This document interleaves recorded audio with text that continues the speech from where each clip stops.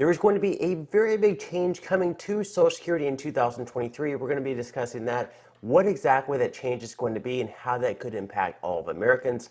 Also, next year, Social Security recipients are going to be receiving an 8.7% cost of living adjustment, but that also comes with some bad news for retirees. We're going to discuss what that is and why they could potentially see a 20% cut in their benefits within the next decade. And then we're also going to be going over some ways in which Joe Biden, 4 ways in which Joe Biden believes that he can fix this problem and the chances of these actually passing through. So we're going to be talking about that. Make sure to watch all the way to the end. We're going to be going over some very important things in this video. But before we get into this video for today, if you wouldn't mind giving this video a like, subscribing to my channel if you have not already, and make sure to ring the notification bell. That way you will be the very first to be notified when I do release future videos. Also, if you would like to receive up to 12 free stocks in a pinned comment below, I will be leaving a link where you can receive just that from my partner in Webull. Okay, so let's go ahead and jump right into the video for today. We have an article released by the Motley Fool just this morning. So a very big change is coming to Social Security in 2023,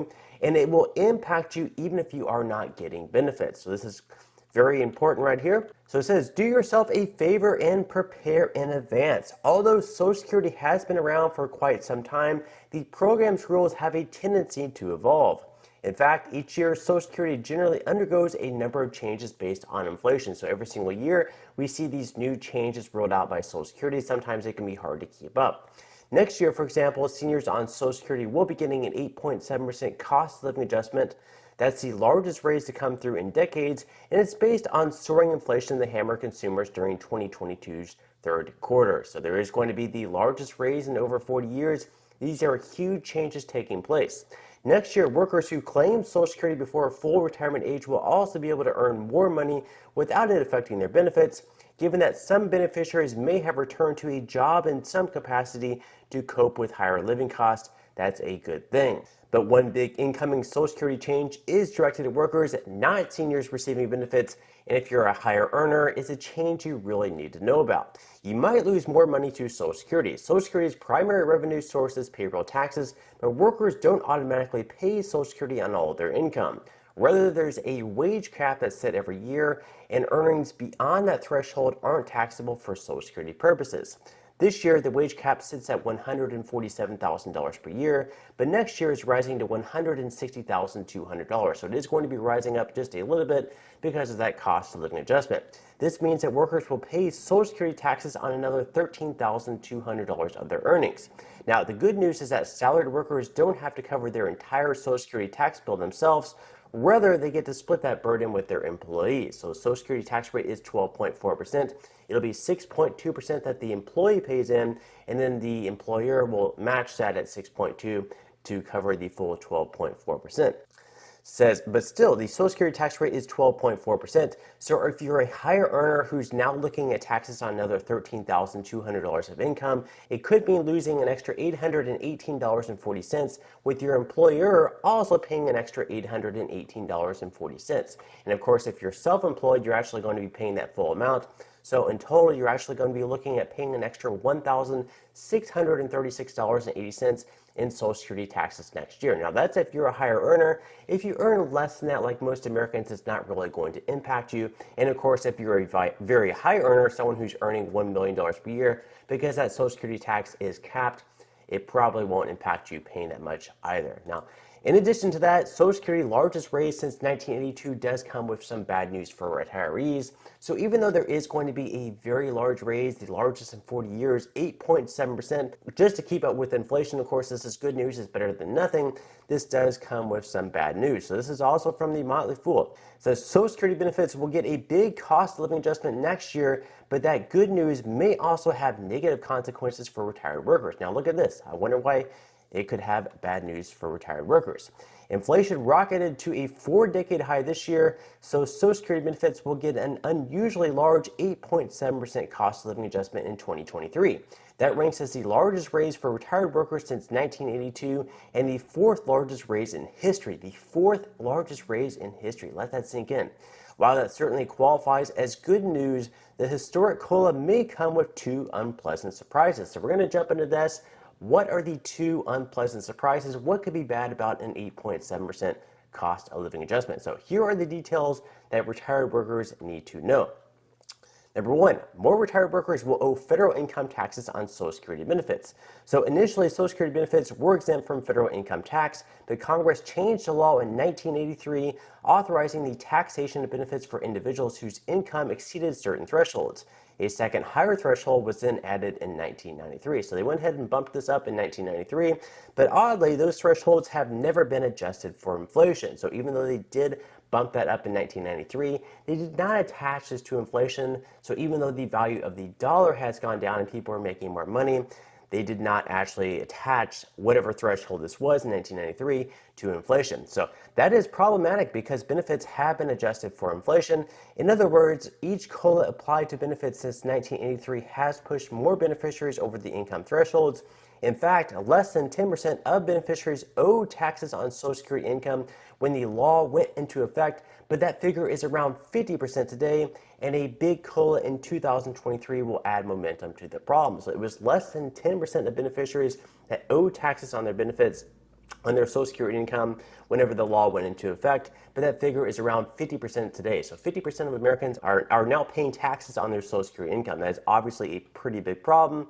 And in most cases, beneficiaries who derive all of their income from Social Security will not pay taxes on benefits, but those with additional sources of income, such as a job, 401k distributions, or traditional IRA distributions, may find themselves on the wrong side of the income threshold next year. Now, tax liability depends on 1, your filing status, and 2, your combined income, which is defined as the sum of modified adjusted gross income plus 1/2 of Social Security benefits. So here's basically the breakdown for both single taxpayers and married taxpayers. So for single taxpayers, if your combined income falls between $25,000 and $34,000, up to 50% of your Social Security benefits are taxable. And if your combined income exceeds $34,000, up to 85% of your Social Security benefits are taxable. Now, for married taxpayers, if you're filing jointly, if your combined income falls between $32,000 and $44,000, up to 50% of your Social Security benefits are taxable.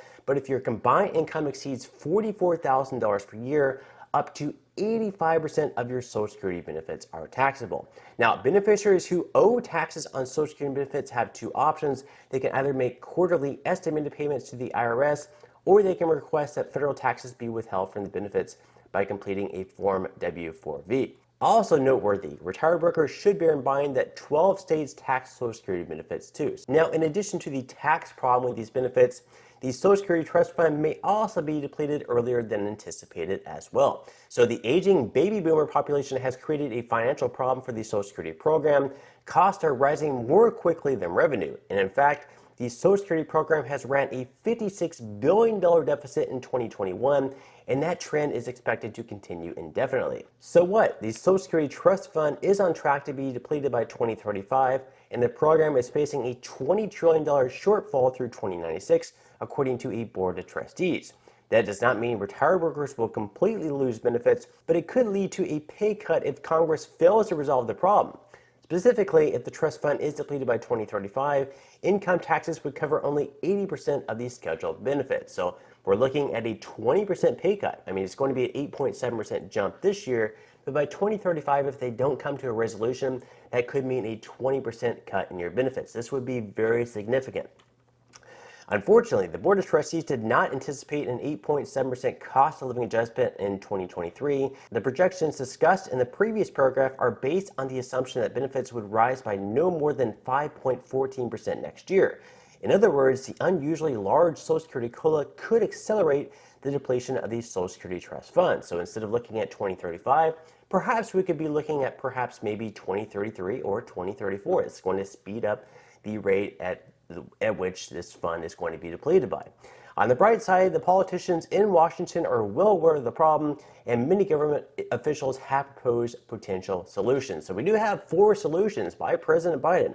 Will they get it done? So right here, 4 Social Security changes Joe Biden wants to make. Is 2023 the year they become reality? So we're going to be discussing this. We're going to be discussing what these solutions are by Joe Biden and the Democrats and the other lawmakers in Washington. So the first solution which Joe Biden has is to lift payroll taxation on higher earners. So the most notable change proposed by Biden involves collecting more payroll tax revenue from high earner workers. In 2023, all earned income between 1 penny and $160,200 is subject to a 12.4% payroll tax. However, wages and salary above $160,200 are not subjected to this tax. Well over $1 trillion in earned income escapes the payroll tax this year. So basically, you could be making $1 million a year, you could be making $1 billion per year, but you're only paying taxes on the first $160,200 that you earn for 2023. Biden is making the case that we can be collecting more money by raising this cap for people who earn over $400,000 per year. So Biden's plan would reinstate the payroll tax on earned income above $400,000 while creating a donut hole between the maximum taxable earnings cap and $400,000 where earned income would remain exempt. Since the maximum taxable earnings cap increases over time, this donut hole would eventually close and subject all earned income to the payroll tax. Number two, change Social Security's measure of inflation from CPIW to CPIE. So the other sweeping change Biden is offering is to shift the program's inflationary tether from the Consumer Price Index for urban wage earners and clerical workers to the Consumer Price Index for the elderly. So essentially, the issue with the CPIW is that it tracks the spending habits of urban wage earners and clerical workers, which doesn't make much sense when senior citizens make up the bulk of Social Security beneficiaries. And since the CPIE specifically tracks the expenditures of seniors, it should result in more accurate cost of living adjustments being passed along to beneficiaries. Now, this would actually increase the payouts for people who are receiving Social Security benefits. So it could actually accelerate the pace in which the Social Security Trust Fund is depleted by. But if we raise taxes on people who are earning more than $400,000 per year, this would be a way to pay for it. The third change that Joe Biden wants to make is to also increase the special minimum benefit. So this year, the maximum payout for a lifetime low earner with 30 years of coverage is just $951 per month. That's more than $180 per month below the federal poverty level for a single filer. But under Biden's new plan, the special minimum benefit would rise to 125% of the federal poverty level. So for a lifetime low earner, it would mean a monthly payment boost of nearly $500. So this would definitely be significant. Now, the fourth change that Biden wants to make is to boost the primary insurance amount for aged beneficiaries. So the fourth and final change would see the primary insurance amount steadily increase over time for older beneficiaries. Specifically, the PIA would grow by 1% annually from ages 78 through 82 until a 5% cumulative increase was realized. Now, the purpose of boosting the PIA is to account for higher late-in-life expenditures. As we age, of course, things like medical transportation costs and prescription drugs can become costlier. This would help offset some of those expenses. Now, it goes on to say, what are the chances of this actually happening? Well, since Republicans have taken back the House, Republicans now have the majority in the House. Whereas we don't have Democrats controlling the House, the Senate, and also the White House, it's going to be a little bit more difficult for Biden to get everything that he wants through to actually get through. So more than likely, it is not going to happen in 2023, nor is it going to happen in 2024, just because Democrats are going to have to work together with Republicans to find something that does work. Maybe they can meet in the middle on something, but more than likely, all these things that Biden wants to get through, unless he can also get support from Republicans, more than likely it is not going to happen. So on that note, I'm going to go ahead and wrap up this video. Again, guys, if you enjoyed the content in today's video, I would definitely appreciate you giving this video a like, subscribing to my channel if you have not already, and making sure that you have your notification bell turned fully on. That way you will be the very first to be notified when I do release these future videos. So until next time, I hope you guys have a wonderful rest of your day, and I'll see you in the next video.